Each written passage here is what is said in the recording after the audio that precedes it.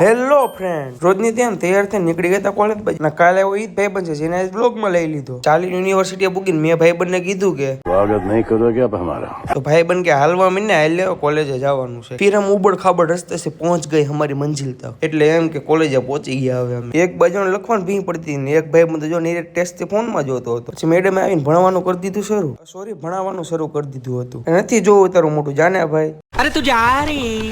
પછી અમે બધે વીએ ગયા સીધા બ્રેકમાં. ત્યાં ઝાડો આવ્યો. કાવજ બગડે તો જંગલ થથરે. પછી બ્રેકમાં ઘડીક બેસીને વીએ ગયા ઉપર. ત્યાં સર કોકની ભેગા જો મીઠી મીઠી વાતો કરતા કરતા દાંત કાઢતા હતા. कुछ समझे दया? हाँ सर। इसका मतलब है અને એક આ મેડમે મારી દીધી ક્લાસમાં એન્ટ્રીને ભણાવી દીધું ઇંગ્લિશ.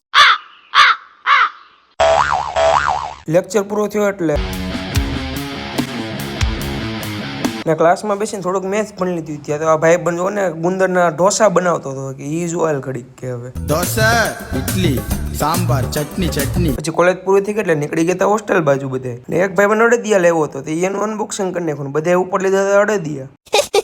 આપણે અડદિયા ખાઈને પહોંચી ગયા હતા સીધા હોસ્ટેલે. પછી અને આજે મેં બધે વિચાર્યું ભેળ બનાવી એટલે હું મારા ભાઈ બંધ બધો નીકળી ગયા સામાન લેવા. ડુંગળી ટમેટા લઈને લઈ લીધી બધી સામગ્રી ભેળની. અને હોસ્ટેલ એક બીજા સાહેબ દાદા મળી ગયા હતા પાછા. સૌ પ્રથમ ડુંગળી સુધારી ભેળ બનાવી નાખી શુભમભાઈએ.